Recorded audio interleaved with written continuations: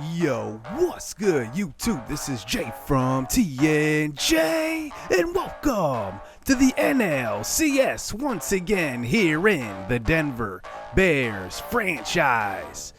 Your Bears absolutely demolished the Cincinnati Reds, including a 10-0 victory in a closeout game to get to this point.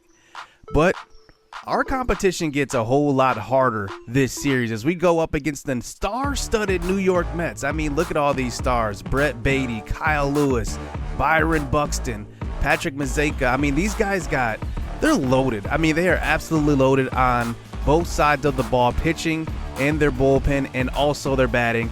This is going to be a tough series as we are going to put Justin Maxwell on the mound in game number 1 to face Sean Reed-Foley, so he will be a nice little matchup here in game number 1. I want to give Severino a rest and get him ready for game 2.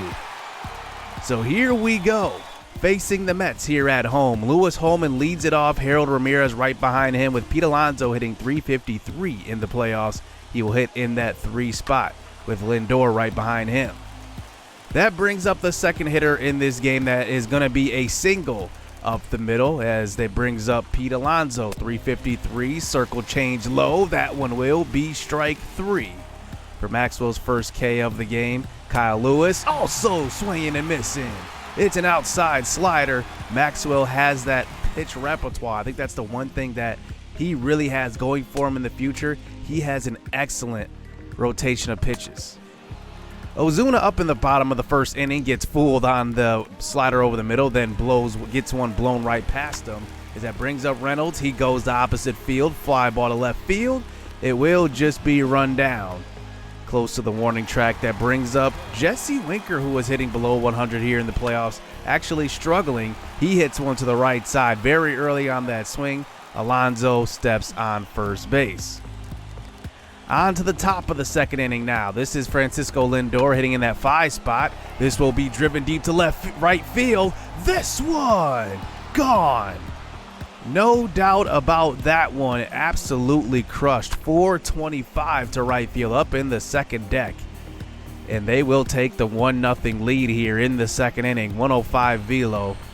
As that brings up Brett Baty hitting over 300 here in the playoffs. He gets one over the middle. That one is also crushed. 2-0 lead here for the Mets into the bullpen. 464 off of the bat of Baty, and he absolutely crushes that one. Justin Maxwell missed his spot with the Francisco Lindor fastball, misses it right there on the circle change over the middle. That's going to bring up the catcher Mazeika to the plate. He will ground out to Zion Storm as that brings up the pitcher, Sean Reed-Foley in that 9th spot. He swings and misses, so Maxwell does settle down. But it's a 2-0 lead here going into the bottom of the second inning. Chris Stewart at the plate. He was hurt for 2 months this year, came back from injury and picked up right where he left off. He gets a single up the middle as that brings up Zion Storm. Hits one to the right side. That one is knocked down. Storm with great speed will run this one out. And it will be guys on first and second here with CJ Abrams at the plate. But he gets fooled on the curveball in the dirt. Strike 3. And it will be the 3rd out of the inning. No damage done by the Denver Bears yet. Sean Reed-Foley is in his bag today as he has another curveball in the dirt. That is a strike 3. A slider across the middle. And it's another strikeout. He has 6 strikeouts through the first 3 innings. On to the top of the 4th inning. This is going to bring up Lewis. This is going to bring up Lewis to the plate, who does hit one to center field, and Kyle Lewis will have a double here to start out the 4th inning. As that brings up Brett Baty again with 1 out. He just grounds out to CJ Abrams. Hard throw to first, but it will advance Kyle Lewis over to third. Is now a base hit will score that run. This is Mazeika again. He watches one in the dirt. As now they have runners on the corners as that brings up Zach McKinstry to the plate. And it's an ole by Jesse Winker. He watches that one go past him, and it will be a RBI single, but I will call that an error, to be honest with you. As that brings up the pitcher, Sean Reed-Foley, keeping this inning going. He goes up the middle, helping himself out. The throw home from Reynolds will be not in time. It will be a 4-0 lead here for the New York Mets. as they do allow us to change pitchers at this point, because right now Maxwell's just getting hit a little too hard, especially if the pitcher is driving in runs. Atlas Luntich out of the bullpen. He will face Lewis Holman, the leadoff hitter, and he goes to right field. The hit parade continues. The throw is up the line, but it will hold the runner at third base, and now they have bases loaded, 2 outs. Harold Ramirez at the plate, but we do get him to fly out to Jared Walsh playing in right field today, and it will be a 4-0 lead here for the Mets going into the bottom of the 4th. Winker at the plate, 0 for 1 today. He will watch that curveball low. So man on first base, no outs. Jared Walsh, same scenario. Nolan Arenado at the plate now. Guys on first and second. High heat. He can't keep up. Strike 3, and it's his 8th strikeout of the game, as that brings up Chris Stewart to the plate. He has one low. This one's driven deep. Is it fair? It is gone. Chris Stewart was such a good player for us last postseason, and he continues to hit the ball well. Incredible hitting by Stewart right there. That pitch was out of the zone, and he went down and got it. It only went 373, but in right field, that's a short wall. And now here we go, down by 1. CJ Abrams keeps this inning going. I have no idea how he got wood on that one, as you see the reticle right there. Is now for the pitcher, Atlas Luntich. We will bring in Cale Helfrich to pinch hit here with a man on first base, 2-1 pitch. But this one will just be a fly out to Kyle Lewis playing in center field over Byron Buxton, who Buxton has not even gotten an at-bat here in the playoffs at all. So on to the top of the 5th inning. We're in a bit of trouble here as we do load up the bases. Matt Foster on the mound now facing Zach McKinstry. He hits one down the left field line. Will it be fair? And it will. It gets down. It scores 1, now 2, and a double, an 2 RBI double here for McKinstry. And it will be a 6-3 game now. Well, Sean Reed Foley at the plate. He comes up, tries to help himself out again, but it will just be a tapper in front of the plate.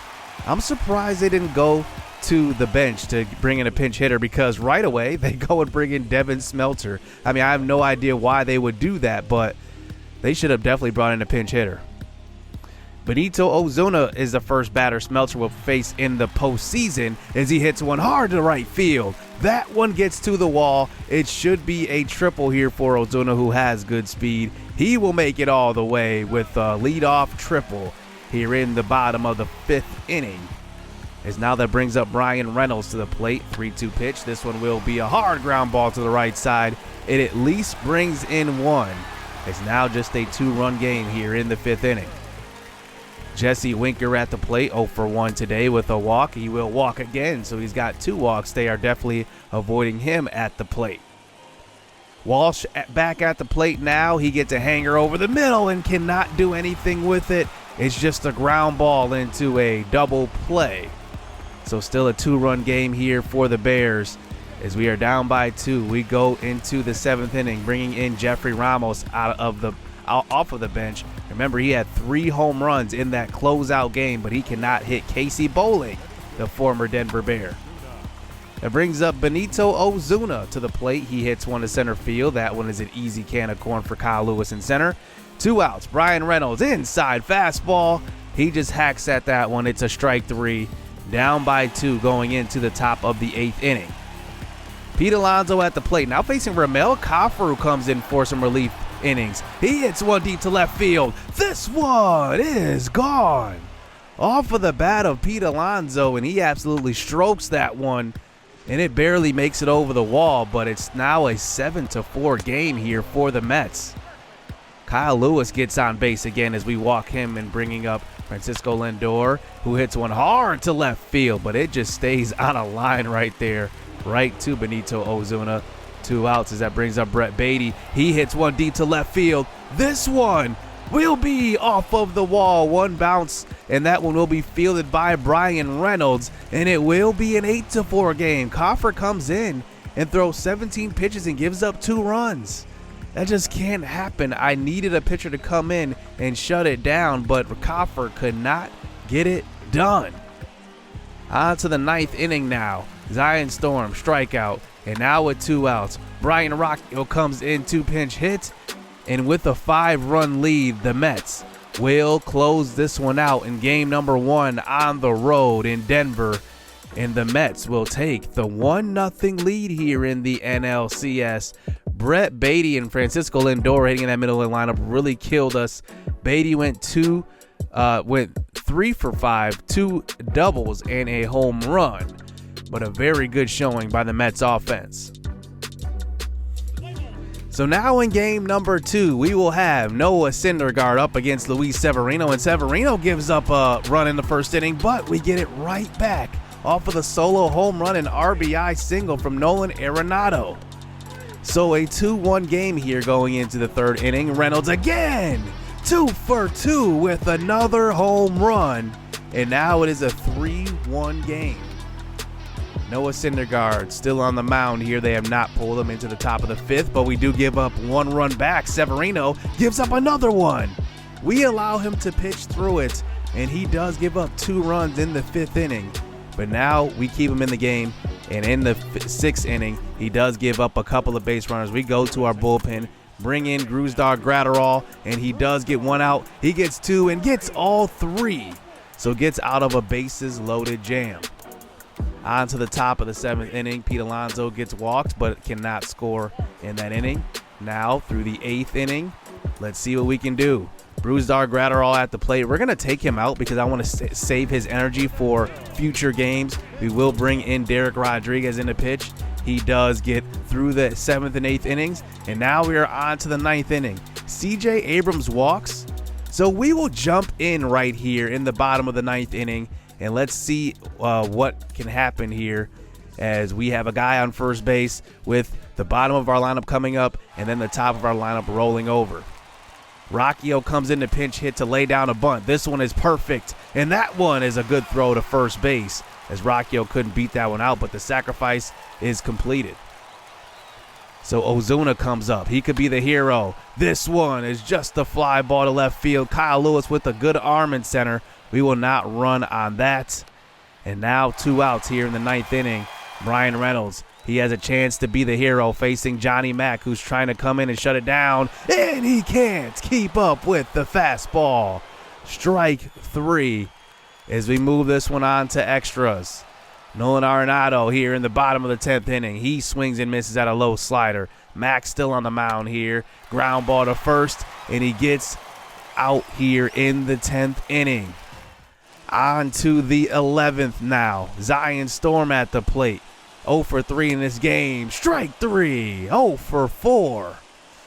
And he gets fooled on that changeup as that brings up CJ Abrams. 1 for 3. Can we get any offense going? It's just a chopper to Lindor. 2 outs in this inning as that brings up the pitcher spot. We will go to our bench and bring in Jeffrey Ramos to see if he can get us going here, as he did hit well in the NLDS. We'll see if he can lead us off here. 2 outs. This is a 2-2 pitch to Ramos. Low. This one's driven high in left field. This one's got carry. It's going to reach the wall. Walk off for Jeffrey Ramos. His fourth home run of the postseason. You've got to be kidding me. Ramos we picked off a waiver wire. I cannot believe the Atlanta Braves let him go, but we will take him.